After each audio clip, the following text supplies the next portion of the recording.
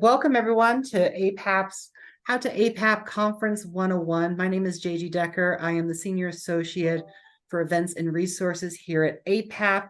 I use he, they pronouns. I am a melon challenge person with bright yellow glasses, wavy brown hair with a white background and a cabinet behind me. I want to acknowledge APAP is located in our nation's capital, Washington, D.C., on the ancestral lands of the Piscataway, Anacostan, and Pamunkey people who have stewarded this land throughout the generations. I would like to pay my respects to the elders, both past and present. And I want to bump this off to my colleagues. First up is Krista Bradley, Director of Programs and Resources here at APAP. Great. Hi, everybody. Thanks, JG. I am going to be joined today with other colleagues, Neo Narnar Matterson, our Director of Operations and Events, and Sue Noseworthy, our Director of Membership. So we're glad that you're here. We're going to be even more excited to see you in New York City in January. And that's why we're here today, to give you the lowdown and information about APAP NYC, what it is, who it's for, and I'll answer all your questions. So let's move on to the next slide. I'll kick things off just to give you a little bit of a sense of our agenda, which is not my slide, actually. I think it's actually Neo. So I'm going to turn it over to Neo to go through the agenda, and then I'll be back to talk to you a little bit later. Neo? Thank you, Krista, and greetings, everyone. Again, we want to welcome you from APAP. And APAP is on the unceded lands of the Anacostan, Piscataway, and Pamunkey peoples in Washington, D.C. Thank you all for being with us today. Today's session is APAP 101, so everything related to participating in the conference. Our agenda today will focus on what is APAP NYC, who APAP NYC is for, how to participate, and why you should attend APAP NYC. We'll hear from our colleagues, and we'll end with Q&A and next steps. And now I'll turn things back over to Krista. Thank you. Thanks, Neo. So you're obviously here because you want to learn more about what APAP NYC is. So I'm going to spend a little time talking about that. APAP NYC is the world's largest gathering of the performing arts, presenting, booking, and touring industry, and all the people that either work in it or work to support it or are tangentially associated with that, and the professionals that work in those industries. It's also our annual members conference of the Association of Performing Arts Professionals, or APAP. Next slide. What happens? It takes place every year. This year will be January 12th through 16th, 2024 in New York City. All of the events take place, most of the events take place at the Hilton at 53rd and 6th Avenue, but really APAP NYC sprawls the city. And so you will see tangential events and adjacent events that happen around APAP NYC. APAP is the spoke of a very large wheel, and so a lot of festivals happen around APAP NYC when it takes place in January, and then all the showcases that happen that are part of APAP NYC happen not only on site at the Hilton, but literally all across the city and throughout some of the boroughs. So that's why we have APAP NYC in our name. There are 4 pillars of this gathering of the industry: community, commerce, learning, and discovery. So what are those? Community is really, it's about the gathering of this community, and we have lots of events that allow people to find their people and to meet with them and to connect with them and to feel like they're part of this industry and to know that they're not alone and that there are people that share similar aspects of their work, both the challenges and the opportunities. So there's a lot of community building that happens there. Commerce is a large part of what happens at APAP NYC. This is where people meet and do business. This is where presenters and curators are looking at work, following up with conversations with agents and managers, discovering other people to do work with and maybe to partner with. So a lot of business gets done. Artists get bookings there. Agents and managers do a very large part of their annual revenue and business there. So commerce is a big driver of APAP and what happens on site. It's not the only thing, but it is an important part. Another part of the 4 pillars includes our learning.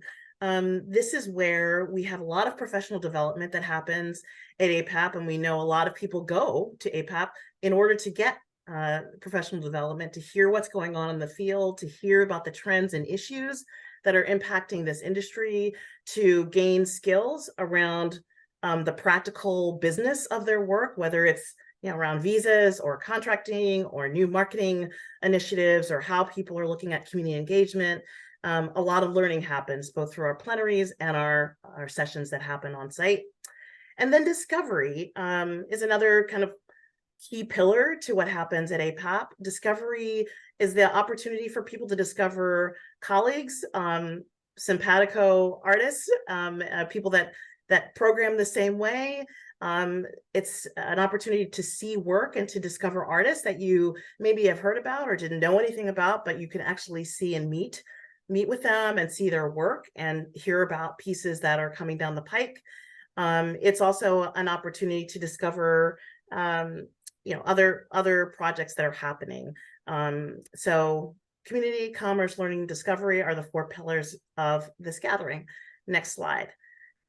The way that they are manifested are in sort of key elements that you will find at APAP, as well as some important highlighted events. So networking and affinity groups are an important element of APAP NYC, and it's really the vehicle for building community at APAP. So there's lots of opportunities to network with peers and colleagues and to discover new ones, and also to join an affinity group and to hear from your colleagues that work in your same field. The affinity groups are by profession or by identity or by key issues that you share. The EXPO Commons is the place where a lot of commerce happens. It is a large 3-floor part of the Hilton where you'll see booths and agents and managers and self-represented artists staffing those booths and holding appointments to share what they have on their rosters, or to conduct business, or to finalize other conversations that have happened. Professional development is the place where the learning happens through our plenaries and our sessions that I mentioned, and showcases that happen both all on site and throughout the city. We have over 1,000 showcases that happen as part of APAP NYC, and lots of opportunities for you to see a lot of work or to perform in a lot of work. There are other key elements that are part of APAP beyond these kind of ones that I've just described. Up next is a signature event that happens on Friday afternoon. It is an opportunity to see and hear pitches that have been curated by leaders in the field about the works that are ready to tour in the following season. So typically we highlight 18 of those works, and it's a great opportunity to discover what's coming down the pike, and then to have a chance to talk with the artists or the agents and managers that represent that work. New this year, we'll have artist discovery sessions on Sunday afternoon, an opportunity for presenters and artists to connect around works in progress or values that they share around community-based work or particular genres of work. 5 Minutes to Shine is another signature event that happens at APAP. It's an opportunity to hear about innovations that are happening in the field by your colleagues and peers. People submit applications about projects and ideas that they are launching in their neck of the woods, and we have a team that curates that, and then the curated, highlighted people present at the plenaries at conference. Not every year, but but at least in this year, we will also be holding our conference over the MLK holiday. Last year, we launched a special opportunity for a day of service for those who are free and want to be a part of that. It's an opportunity for professionals in the field to connect with and mentor in the moment those who are coming up in the field, emerging leaders such as those in college or in high school or right out of a professional master's program, and can learn a little bit more about the field itself. It's an opportunity for the largest gathering of professionals to connect with the future professionals to be in our field. And then finally, APAP Honors Breakfast. This is an opportunity for us to celebrate leaders in the field that have made a big contribution. That happens on Monday. It'll be a breakfast this year. So those are the key elements. Very exciting. You won't want to miss them. And now I'm going to turn it over to, I think, either Neo or Sue to talk about who APAP and NYC is for. Yeah, thanks, Krista. Hi, everybody. It's Sue Noseworthy, the membership director here at APAP. So I wanted to share a little bit with you guys about who APAP is for and who you'll meet when you attend. So APAP NYC's attendees are performing arts professionals who are currently working in or those aspiring to work in the presenting, booking, and touring field. And attendees represent all genres and disciplines and come from all 50 states and approximately 31 countries. Obviously, that fluctuates depending on the year, but that's great global representation.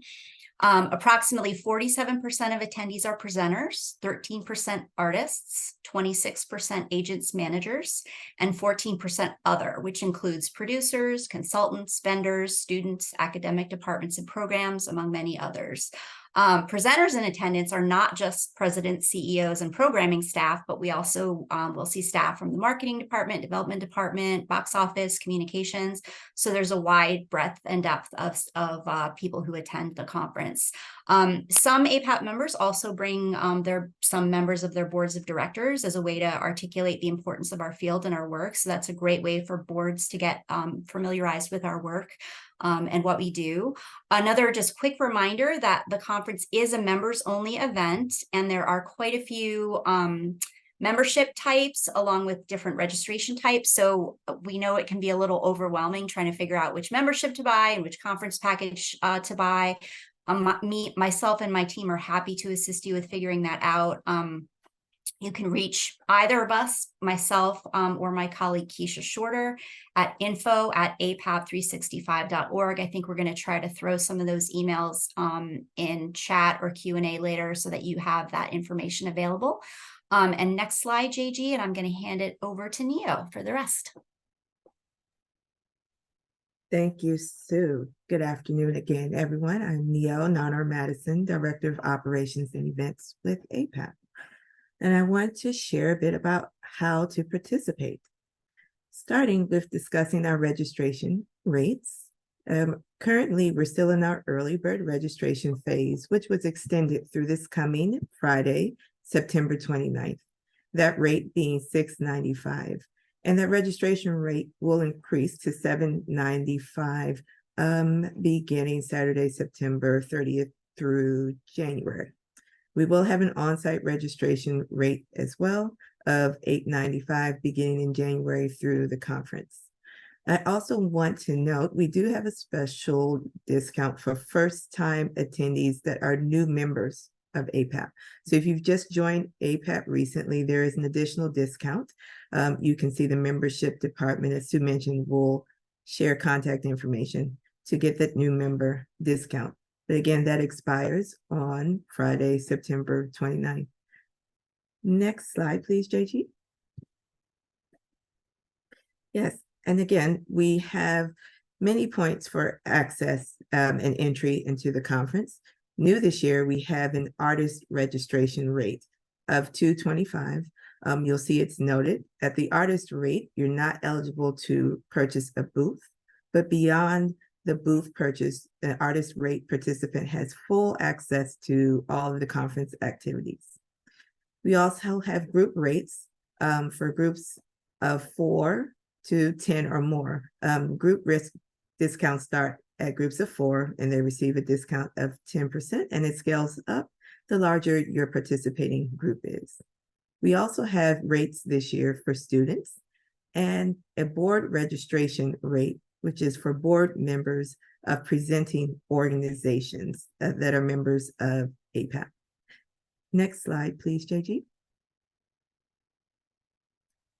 Again, this year, we're pleased to offer participation assistance in a way of attendance relief. There is a general discount of $300 off of the early bird registration rate. Recipients are notified on a rolling basis, and that began back in July. And the deadline to apply for participation assistance is coming up tomorrow, in advance of our early bird deadline on Friday. Next slide, please, JG. You can also participate as an exhibitor. We have a standard booth size available for our 3 floors of exhibit space, which is $7.95 per booth.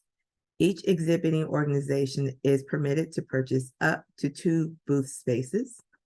We also have booth badges available for booth staff at a rate of $2.95. And if you've purchased 1 booth, you can purchase up to 3 booth badges. If you are a holder of 2 booths, you can purchase up to 7 additional badges at the $2.95 booth badge rate. Again, those participants holding a booth badge have full access to the entire conference. Showcase listings are available for $10 per listing. These are digital listings, which will be listed on our conference platform, and you will also have an opportunity to print your listings in advance should you choose to do so. Next slide, please, JG. Thank you. And with that, I'm going to turn things back over to Krista. Thanks, Neo. So we thought that we would actually give you an opportunity to hear from your colleagues and peers. And I need to apologize that I think one person is not on this list. So I want to make sure that she has an opportunity to introduce herself. But we have colleagues that are both members of our conference leadership team and part of our conference committee. So joining us today is Sarah Saltwick, one of our co-chairs, and she's with Holden Arts, and she'll talk a little bit more about herself and what she does. Christopher Morgan, who is another conference co-chair, who's a choreographer, artist, and former presenter. A third conference co-chair is joining us, Andrea Cuevas. We're so glad that she's here, and she's the director of marketing for a wonderful theater company in Connecticut that I'm just actually blanking on, and she'll tell you more about that. Michelle McLennan will be joining us shortly. She is a conference committee member. She is from the city of Chandler, Arizona, and is a longtime attendee. She's also president of the Arizona Presenters Consortia. And Charles Santos, who's our conference committee member and is the executive director of Titus, a presenting organization in Texas. So welcome, everyone. I would love it if are you all highlighted? I hope you are. I think we can probably get rid of the slide, or if you want to see everybody, you can certainly change your view. But I'd love to just do a round robin with each of you and ask you to introduce yourselves on your organization and what it does, and why you APAP, and how APAP plays a role in your work. So I don't know, who would like to start? Sarah, would you like to start? Yeah. Hi, everyone. I am Sarah Saltwick from Holden and Arts Associates based in Austin, Texas. So I am an agent. I am an exhibitor. I've been coming, I think this will maybe be my 13th or 14th APAP. And, we come to have a lot of meetings with different venues and presenters. Some people are our old friends who we've seen, for 15 years, and it's a great time to catch up and firm up details. And then other folks are meeting for the very first time. And we have folks walk up into our booth who know nothing about our roster, what we do, but get intrigued by something on our banner on our table. And start a conversation, and both are really important. And then it's also a chance for us to see new artists or catch up with artists who we represent in the city. We've had artist showcase, so it's a really important time of the year. I was pregnant one year, or I just had a baby, and I had to miss APAP, and it threw my whole year off because it just feels so important in the flow of our work. I'll pass it over to Christopher. Thanks so much, Sarah. Aloha, y'all. Good morning. Apologies, I was running a little late. I'm on Maui and it is 8:15 in the morning and I just got a little off time zones. But I'm really happy to be with you all. As you've learned, I wear a lot of different hats at APAP. Sometimes I'm there as an artist promoting my own work as a dancer and choreographer, but I've also been a presenter both in Washington, D.C. and here on the island of Maui, presenting a range of dance, music, and theater. So for me, my time at APAP is really, I have to be really strategic about it because there's a combination of me meeting presenters that might be interested in my work, sealing those relationships. As Sarah was saying, sometimes it's a mix of who you know already and establishing new contacts. But in terms of my work as a presenter, it's often a way for me not so much to seal a contract, but to be exposed to new artists whose work I'm not familiar with. So I'm usually scouring the showcase listings in advance of arrival to sort of see who might be showcasing that it's new to me or I've been hearing about and I haven't had a chance to see or hear their work yet. That's an important part of the conference time for me. And then also to have detailed meetings with artists when I'm in my presenter hat that I'm far along in the process with. So that might be a detailed meeting that's looking at what the community engagement aspects might be. And having that face-to-face time, that makes those meetings much more productive and the follow-up emails and video conferencing meetings more effective. So that's usually how I'm kind of splitting my time. And just in thinking about the logistics of APAP, a lot of that I'm doing scheduling a couple of weeks before. So really trying to think about like the map of my time and where am I dividing it? Where am I creating those meetings? Where am I sealing in the showcases that I am excited to see? And then also trying to leave myself some flex time for the unexpected things that come up. So that's a little bit how and why I APAP. I'm going to be passing it to Michelle next, I believe. I think Michelle is not here yet. So Andrea, why don't you take it? Thanks. Sure. Hi, everybody. My name is Andrea Cuevas. I use she, her, and ella pronouns.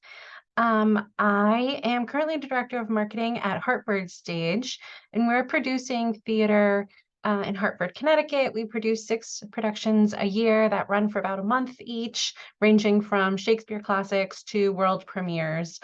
As well as a very robust education program where we offer student matinees, classes for kids and adults, partnerships in schools around the state, and a lot more. So I have a unique experience coming into APAP because before this, I was at McCarter Theater Center, a presenting organization in New Jersey, and I made the transition, and APAP was still very much a part of my network. So I have experienced it on both sides of it, of what it can be, the presenting side and the producing side.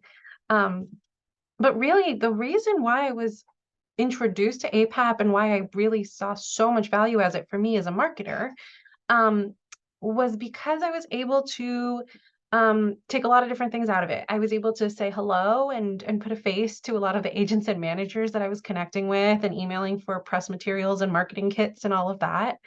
I was able to experience the artists who were going to be on our stage in the upcoming season so that I could better learn how to talk about them and the kind of experience that I had as an audience member watching them in their showcases, as well as people that my programming director had an eye on. And he would say, make sure you go check out these 6 acts. I'm thinking about maybe programming them next year or in a few years. What do you think? And he'd get my feedback from that. So all of that was really valuable. In addition to that, too, the professional development side of it was really important to me. I got to attend sessions and learn more about what other organizations are doing, what's worked for them, what they're thinking about, where we could maybe collaborate, and things like community engagement and accessibility and new technology, really being able to have these field-wide conversations, and then digging a little bit deeper, following up after a session, maybe while we're walking over to the next one or grabbing a bite between things. Some of the most beautiful networking is done in the moments when you don't expect it. And that was another really part of it, was really getting to meet new people, make contacts, and more importantly, friends that we can then turn to each other throughout the year for feedback, for guidance, for introductions to other people, as sounding boards to say, have you tried this? Did it work for you? Should I do it? Those kind of things that APAP is really great about connecting us with people who are doing similar work with us across the world who we might want to learn from. And most importantly, though, for me was the inspiration. I always left APAP feeling even more inspired by the work that people are doing in the field, more motivated to want to keep doing what we're doing.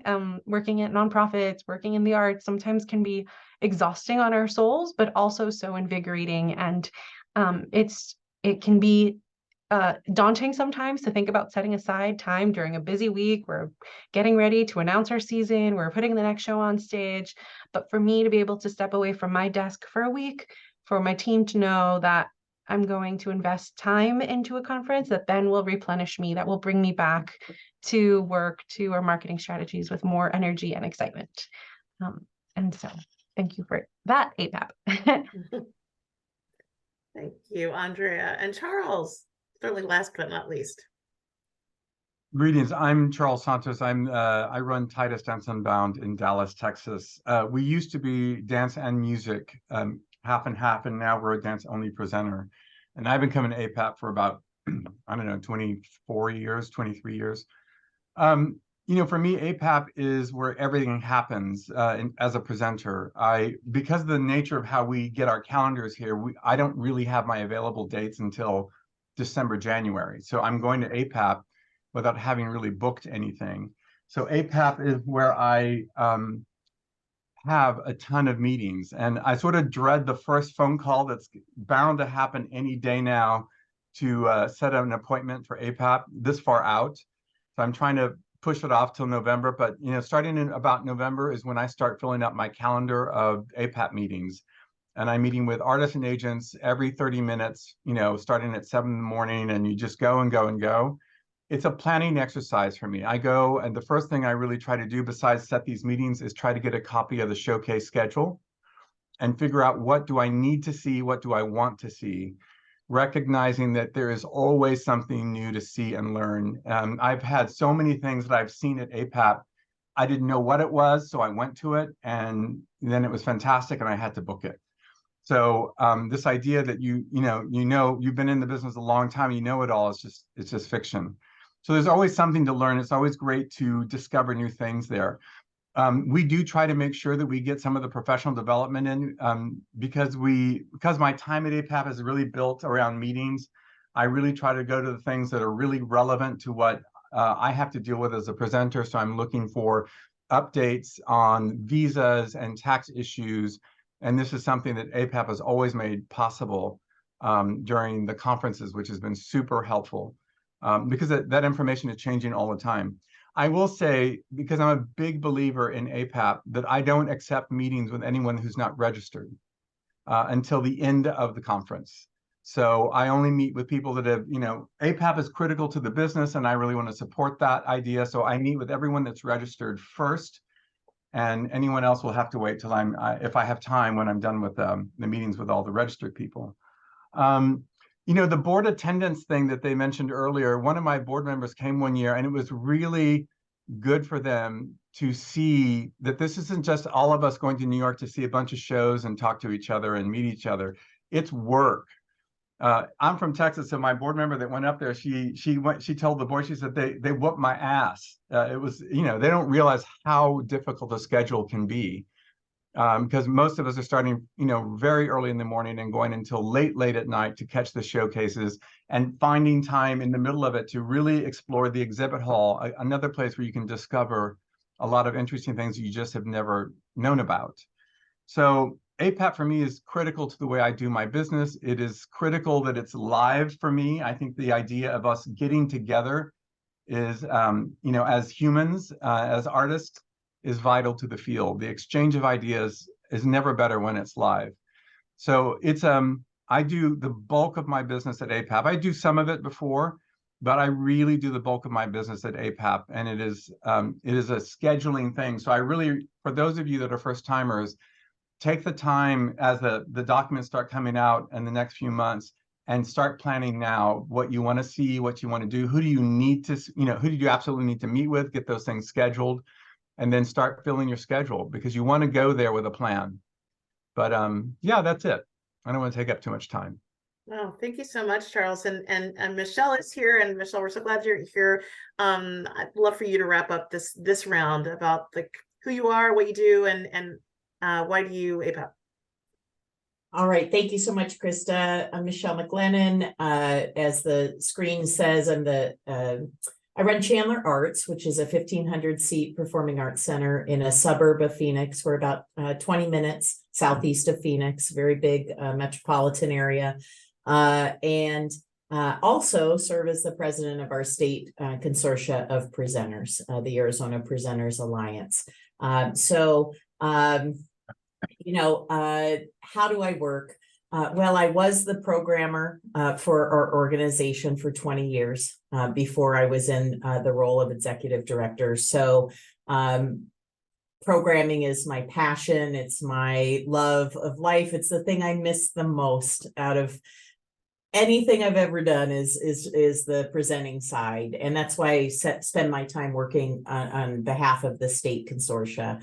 I work very closely with our programmatic team. We have a lead programmer, our assistant manager, and she's doing all of the booking and the meetings, but we go together. I set kind of vision direction. I take our board's kind of strategic initiatives and make sure that our programming is reflective of our strategic goals. But she's the person doing the work. And at this point, I get to go to APAP as more of a consultant is how it feels. Like I'm observing, I'm learning, I'm trying to find what are the relevant conversations that organizations need most, so I can bring those back to our rural communities in Arizona.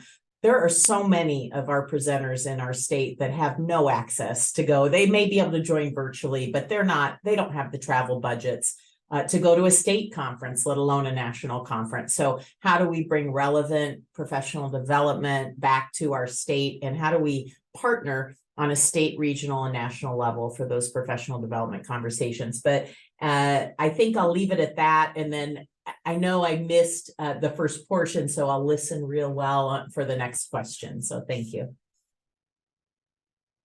Thanks, Michelle. And I think some folks already touched on this, but I do want to give this panel an opportunity to offer any other advice about how you prep at APAP for APAP. And Charles, I know you did a great job explaining some of the things to look out for and how you need to navigate that in the months ahead. So I'd love to hear your thoughts about how you prep, and then how you navigate and kind of stay sane, because APAP is a marathon for anybody. Yes, I appreciate that. So the programming season for us is year-round. We do year-round presenting, but it really kicks off and gets hot and heavy in August. And that's when we have our state meeting, we have our Western Arts, we have fall conferences, various fall conferences. And so we get started in that. And how I prep for APAP is very important to have I really appreciated what Charles said about meetings with people who are registered. I also follow that practice. I generally make meetings that are 15 minutes. I don't do 30 minutes, generally speaking, because there are so many people that we want to touch base with. Often we will divide and conquer, where my assistant manager will meet with someone and I'll meet with someone else. Or on those kind of deeper relationships with agencies, we will meet together and have a 30-minute and/or a dinner, a lunch, cocktails, meet at a showcase. So that scheduling is happening. Like someone said, they've already reached out. So we're in the middle of 3 conferences and we're starting to schedule APAP, or at least. And the way I prep is I take the schedule. I take the schedule of what's happening and I put it in my calendar of the exact time all the halls are open, the accessible hours, whatever the nuances are. I select what professional development is non-negotiable that I need to go to, and I lock those in. And then we work around that and plug in all of the various meetings. On average, we have 70 meetings during the time that we're at APAP. And so those days are long and hard. That's how I prepare. And then the other thing that I do is I like to link the agency that I'm meeting with or the artist, I like to link their website and or roster into my meeting. I study that roster before I meet with the agency or artist, so I am familiar with what I want to talk about. A lot of times when you enter, it's you know, they may have projects that they want you to see. But I want to come with my list of what I'm looking to do to start the conversation. And so I try and be familiar with the agency. Post-COVID, the agencies have all changed so much and the contacts have changed. And I want to be educated when I walk into that meeting and not just like, hey, tell me everything. I want to be in partnership with the agency and understanding. So thank you. Michelle, I was just going to add to that. I absolutely do your research before you set up these meetings. I turn down a lot of meetings because they don't have anything that they don't have dance, you know, which we are, or they don't have anything that I'm particularly interested in for a particular year. I use the moments of discovery in the exhibit hall. This is a really good time. If you've got that time, you can go and you know, and browse, but really do your research. And the other thing for first timers, one of the challenges with the conference is finding the right place to meet. So you may want to think about, you know, if the exhibit halls are closed and you're not meeting in there, you got to figure out where you want to meet. In our case, we have a meeting space that across the street that we use, because we just learned that we can do, you know, it's just an easier thing to do. The competition for chairs and tables is tight, but just recognize that if the exhibit halls are closed, you've got to figure out where to meet, and that can be a challenge at the hotel. And you know, it's all about planning. This conference really requires you to think about what you want to do and who you want to meet and figure it out. But yeah, research. Thanks, Charles. And just on the meeting places, I'll just say that we have added a lot of places to meet. So if the expo hall is closed, there's third floor networking spaces, there's networking spaces in other parts of the hotel. So I wanted to just say that so that you all know that there are other places to be able to meet inside and outside of the expo hall. Sarah, do you want to talk a little bit about how you prep? Or how do you so you know, research is a big part of everything. Is my video coming back? Oh yes, hi. So research is a big part of everything. I certainly use the attendee list and reach out to folks who we already have a relationship with, or folks who are new after researching if youth and family is part of their programming. And if it looks like, you know, our agency might have something of interest. So really being specific about who I reach out to. And then I use Calendly to schedule my meetings. I go back and forth about 15-minute versus 30-minute meetings. I am part of a team, so there's 3 of us there. So we do have somebody who can catch people as they walk up. If I didn't have part of a team, I might do 30-minute meetings, just so that if the meeting's 20 minutes, I have a little space to catch people as they walk up. I don't like to schedule meetings during my lunches. I like to have that as like a downtime to eat, to catch my breath. And so I really try to hold on. At first, my first APAP schedule is like, there wasn't even time to eat. So now I try to have time to eat and that sort of reset space. And then I love going to shows. So I will make sure to include at least one show as part of my schedule, or sometimes leave a night open to try to get a last minute ticket to something I've heard good buzz about, because that is also an important part of finding that inspiration, of finding that recharge. And I would say my serious preps really starts in November, sort of mid-November, as I've moved through the first level of our regular sales, and I'm starting to look towards January. Awesome. Christopher and then Andrea, I would love to hear from you all about your navigation process. I'll switch and make sure that I'm really talking about my artist preparation for those of you on the webinar that are artists joining APAP. And there was a question in the chat from a first-time attendee about showcasing. So I'll start there, because now is the time to line up your showcases. And there are a number of ways to showcase. through various types of organizations that present showcases and independently. And so now is the time to really get that research done. In the chat, I mentioned to that first-time attendee, Elizabeth, that I think for a first-time attendee, you really need to do a bit of cost-benefit analysis on this. Attending APAP and these arts market conferences is a long game. I usually tell first-time artists, think of this as the first part of a really long score. Whatever medium you work in, you're playing the long score here. And so you might have a really wonderful conference and meet some great folks and get some bookings out of it the first time, but likely you're going to sow the benefits of it over the second, third, fourth, and even fifth years of attending. So I encourage people to really think of that in the long game. And the reason why I want artists to think about the cost-benefit analysis of investing in showcasing is, depending on where you're coming from geographically, it is quite an investment. The conference is well worth it.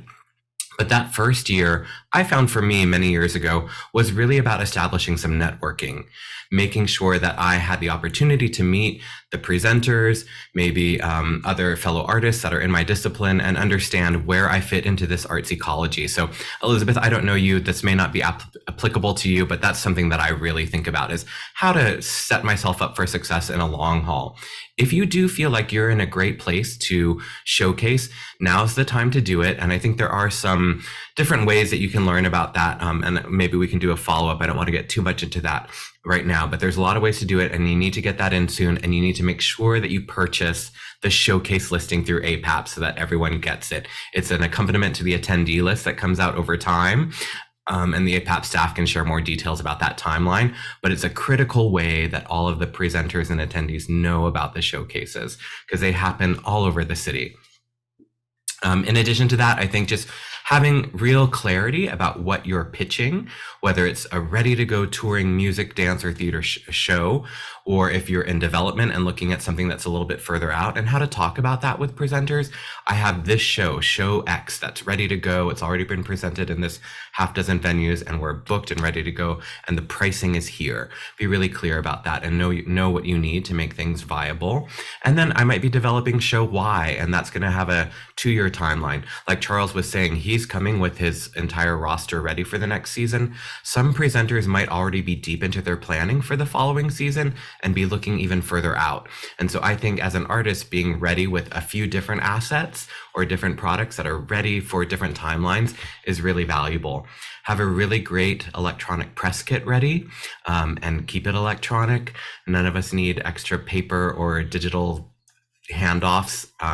It's all part of the follow-up, I think, too. Having it ready there so people can click in easily to see your website, see what's going on, but then also the email follow-up that will come after that, and relink and reintroduce yourself to those contacts. So making sure that those assets are ready before I go is an important part of my artist prep. I think I'll stop there and pass it on. That's such good timing, Christopher. Yes, thank you for the marketing tips. I appreciate that. Since I'm going into the conference without the idea of having to buy or sell anything, I don't want to take up time from those who do, because I know that is important for a lot of people. So I don't have to do those pre-conference arrangements to set up meetings or anything, but I do look carefully at the attendee list to see if anybody I know is coming that I want to catch up with, see if I can squeeze in after they've made all their meeting plans. So my prep for all that comes a lot later, once the schedules are out and people have had a chance to make those meetings. And then I also look at the showcases that sound intriguing to me, that my programming director may have said, make sure you circle this. Sessions that I think, I try to narrow it down. Sometimes there's multiple sessions at once. So if I'm going with a colleague, I say, okay, which ones are you going to? So I know which ones I'm going to. And I also, oh, sorry for that reminder.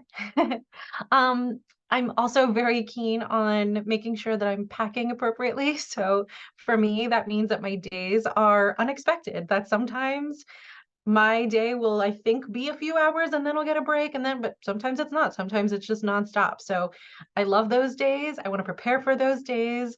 I pack snacks, I pack comfortable clothes and layers, things so that it just makes my experience a little bit more better, and I can enjoy it, I can relax, and I can try to be my most authentic self.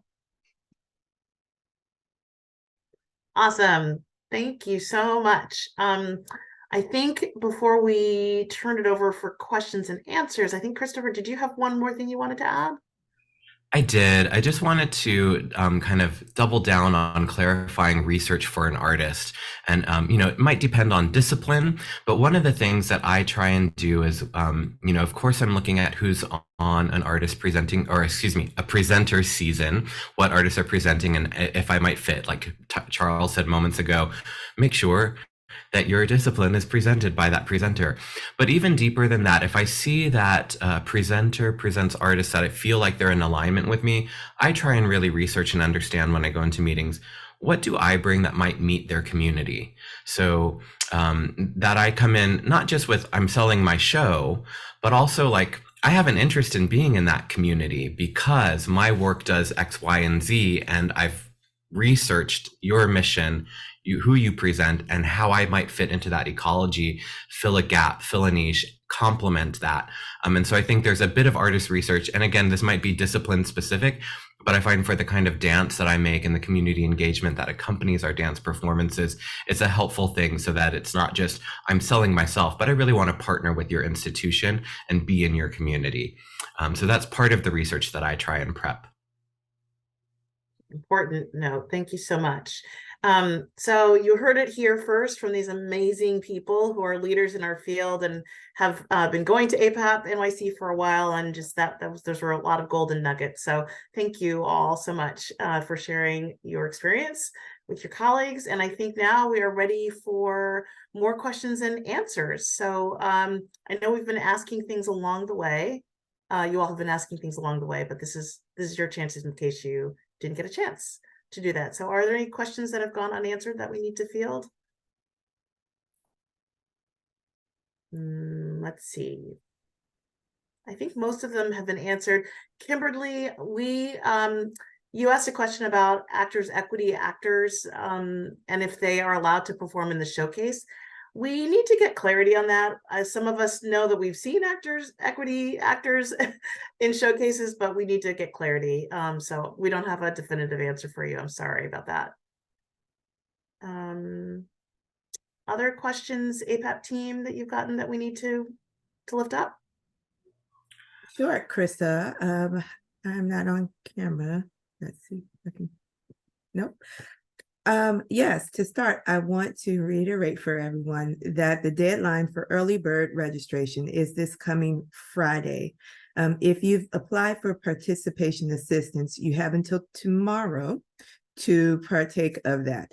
If you have not applied, again, the deadline to apply for participation assistance is tomorrow.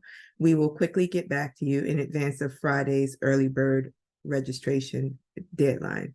And if you have applied, and for some reason you've not received a response, please reach out to the APAP team at APAP NYC at apap365.org, and we'll follow up with you quickly on that end.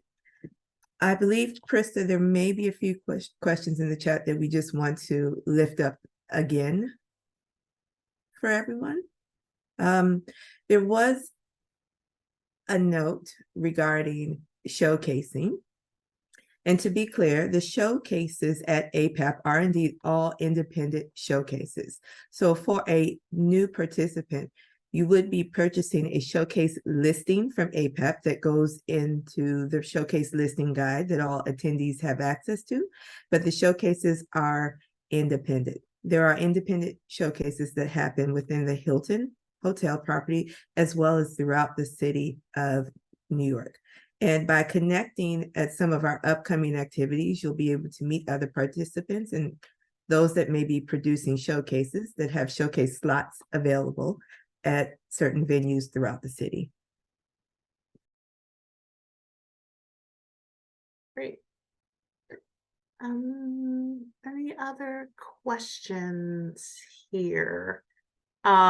Since there have been a lot of showcase questions, we will be talking about all showcase all the time at a 101 webinar coming to your neighborhood soon, next month. So I know that we have the dates that we want to share with you, but if you didn't get your question answered here, there will be a Showcase 101 webinar happening next month. Any other questions, Neil? Yes, one question I see that was emailed to us is about exhibit booths. Booths are still available. There are about just under 60 booth slots left. So please do register soon if you're interested in purchasing a booth. And let's see. I see Okay, one from okay, Rebecca. go Did you? ahead. Yeah, I think, did we answer you already? Yes, we did. But just in case other people didn't know, APAP NYC is an international conference. So you don't need to be a US resident or citizen to attend. In fact, we have a large contingency of folks who come from other countries outside of the US, large delegations that come as well. So we certainly would welcome you. And we also have programming that we'll be talking about cultural exchange and as we talked earlier about visas and kind of the up to the minute visa issues and questions and challenges that we're dealing with. You'll be able to access that too. Thank you, Krista. I want to respond to Rebecca as well about showcase listings. I may have misspoke, so please forgive me. Those producers in the Hilton, they may have showcase slots available, but they are not free slots, but they are available. They rent showcase slots to artists that are participating in the conference. Again, you can reach out to us, and I'll ask my colleague JG to put our email address in the chat. If you reach out to APAP NYC at apap365.org, we can put you in touch with showcase producers within the Hilton. Okay, another question about how many exhibitors there are at the conference. We have 3 floors of exhibit space at the Hilton, and we usually have somewhere between 300 and 350 exhibitors annually at the conference. And as I mentioned, we have just under 60 slots left for this upcoming conference. Just a note about scale, since you mentioned that about the booths, and I think we talked about, over 1,000 showcases happen at conference. Typically, we are welcoming around 3,000 people at this conference. And just to give you a sense of scale, while that sounds like a lot of people, we aim to provide as many spaces and times for people to find their own and to be able to access a smaller group through affinity groups and other sessions. So in case that kind of freaks you out, know that there are lots of ways to APAP, to be excited about all 3,000 people or just to connect with the 20 that you really want to. There are ways to do that. Thank you, Krista. I see another question in the chat from Georgia. And Georgia's question is, we've just secured a booking agent who plans to hold a showcase. And Georgia wants to know if Georgia will still need to register herself or her group. And that question is, there are several ways to APAP. Georgia, this year, we do have artist participation rates that are $225. And that would allow you full access to the conference and the professional development sessions, as well as the networking opportunities. If you are attending as a showcase artist, you would not have a badge and you're not permitted to fully engage in the conference. Your booking agent would be, but you would not be a registered attendee with full access to the conference. But again, we have rates for artist participation this year. And related to that, Neo, I'm going to ask a question / share something, which is usually those booking agents purchase a listing that lists all of their showcase artists. For me, I found sometimes that buries my dance company's name a little bit, and I've gone the extra mile of purchasing my own showcase listing. Is that okay? That is okay. Thank you for mentioning that, Christopher. Yes, as a registered attendee, you do have an option to purchase an individual showcase listing that would be available in our digital guide as well to help you get the additional featured space. And those showcase listings are very affordable. I don't know the pricing, but I remember thinking to myself, that is a worthwhile investment of a few dollars to make sure that folks can find my showcases. Thank you, Christopher. Yes, they are just $10 per listing. I have to pop off to go to a meeting I have to speak at, but I just want to reiterate something that Christopher said earlier. APAP is a great long game to really look at this as you're building your relationships for a long-term career. So it's not a magic wand, but it is the best place to network and develop connections in the field. If I can only go to one booking conference in my budget, it is going to be APAP. So, but look at this as a long game. And for the person that asked about, talking to other presenters, I would be happy to speak to any first-time presenter. Just reach out to APAP and they will connect you with any one of us that is happy to talk about how we plan our days. But thank you guys for having me here. I'm sorry I have to pop out. Okay, Thank you for joining us today, Charles. wonderful. See, Krista, I have a question I want to lift up. I'm hoping you can provide a bit of an answer for. Jansen wants to know, for new presenters, are there 101 style trainings available, not only at APAP, but in the industry as a whole? Yes, Jansen, thank you for asking that. So we will have a welcome to the field series, it was very popular last year, which is a series of 3 to 4 sessions breaking down how this field works, how you can prep for conference, how to navigate this field, who are the players, etc. And that series will start next month. I'm going to ask Willie if he can put that in the chat or answer it with the dates, which I don't have in front of me right now. But we'll have 3 of those sessions, and they start mid-October. And then there are other 101 training sessions for conference, which is part of our Road to Conference prep for the field. Our next 101s to prep you to get ready for APAP NYC are October 4th and October 11th. And I know that we'll probably show a slide later with those dates, but one is for exhibitors and one is for showcasing. So if you are in either one of those camps and want to learn more about how to showcase or in the plan or about exhibiting, you should attend those on October 4th and October 11th at 2 p.m. Eastern. We will also have in November some networking sessions for folks who are new to connect with other colleagues that they might have an affinity with as they prep for conference. So we don't have all the dates scheduled yet, but keep a lookout and read your email and look for our newsletters to let you know when those are. But there'll be one for classical music, people that are working in that genre, one for agents and managers, presenters, etc. So more to come there. So lots of opportunities starting this month all the way to December to help you get prepped and to find your way and be successful, which is part of our mission at APAP. I hope I answered all that fully.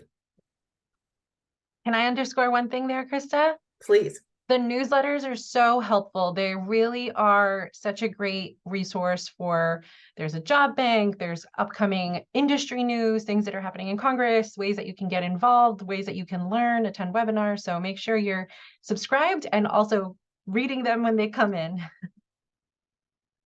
Thank you, Andrea. True marketer and communicator, and an amazing communications committee member for APAP. So thank you for that. Are there other questions, Neo, before we? Yes, there are just a couple I would love to lift up before we close. One is a general question about how do I update information for my registration or attendee list. So if you've already registered for the conference, you can go into your registration and click modify your registration and update your information. Or if you have the login credentials for your colleague, you could do the same. And once that is done, that will appear in our attendee list, which is being modified slightly this week.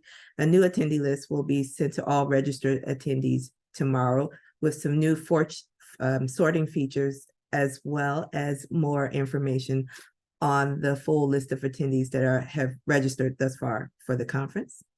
The next question is, what is Swap Card? And specifically, how to schedule meetings. Swap Card is our virtual platform that's a complement to our in-person experience. On Swap Card, you'll be able to see the agenda, a list, the showcase listings, our interactive map of the expo hall and spaces within the Hilton, as well as the profiles of all registered attendees. There, you'd also be able to build your agenda, for your personal agenda for the conference, and schedule meetings with attendees. And the meetings you schedule on Swap Card can be uploaded to your personal iCloud or Outlook calendar as well. Swap Card, the platform, will be opening in the beginning of October, so just next week. And all registered attendees, if you've not already, you'll receive an invite email to participate in Swap Card. And I think those are all of the questions right now, Krista, unless there's anything else you'd like to lift up. I do want to lift up one more thing to Jansen's question.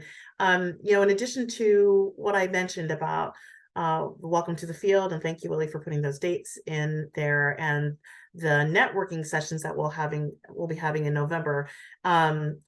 Those are all meant to support you leading up to conference and to give new colleagues a chance to connect with established and veteran leaders in the field. We found that folks need an on-ramp to that and not just have orientation at conference. So we've added those, and in November you'll be able to actually connect with other mentors in the field in a group-like setting. So know that that's happening. And then we also have a very popular new colleague session at conference on Friday that will happen early afternoon. So we encourage you, if you are a new colleague coming to the conference for the first time, make sure that you arrive in time to be able to do that, because that's really, really critical. It's a wonderful opportunity to connect with veteran leaders, mid-career leaders, to help you navigate the conference, to build on all the things that you will be attending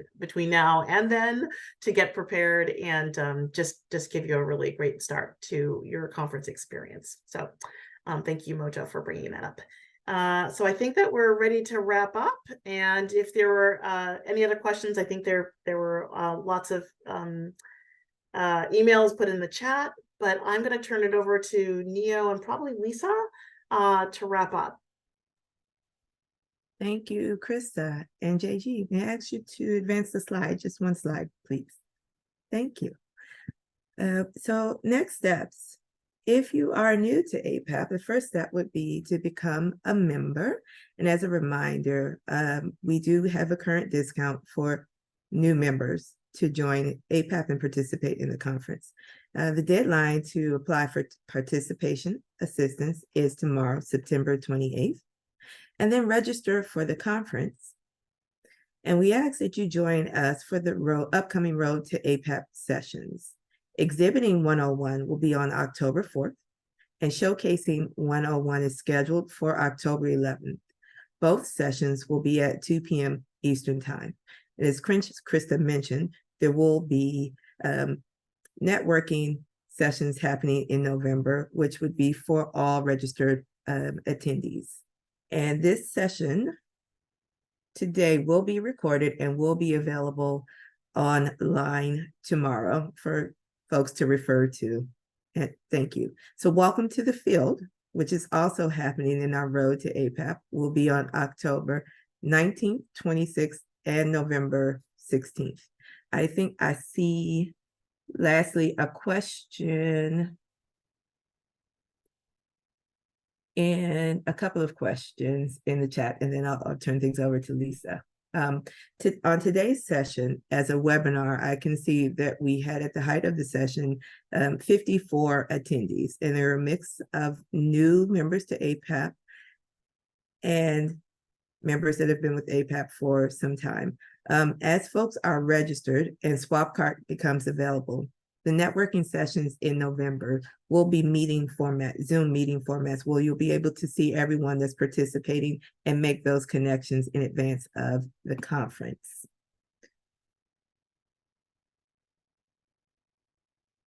And just the last note on Swap Card, and we'll be talking more about Swap Card in the Exhibiting 101 and Showcasing 101 sessions.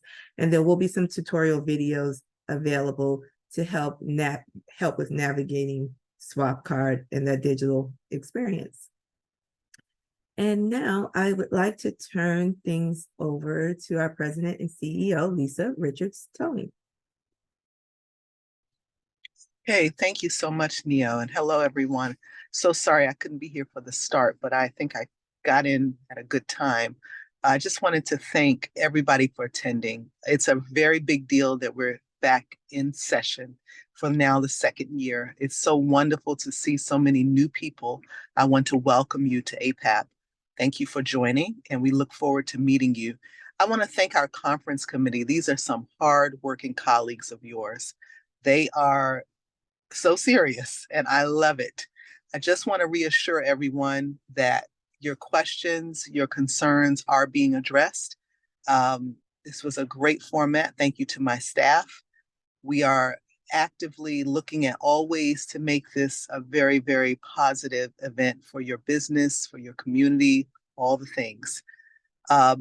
Please do attend the upcoming events. They're staggered for a reason. We're trying to pace your participation and your knowledge as well, because it is a lot, especially for those of you who are first timers. But rest assured, we are here to help you. So I want to just thank you for being here. It means everything to APAP, our board, to me personally. This is my second in-person conference since I started, and I can't wait to see you in New York. So we're on track. We're on schedule in terms of, providing all of the things that people need to plan their participation. I'm very excited about that. And I look forward to this onboarding process with you. So thank you for being here. And have a wonderful evening or afternoon or morning, depends on where you are. Thank you, Lisa. Thanks everybody for being here. We really appreciate your interest, and we will all look forward to seeing you in New York. Take care.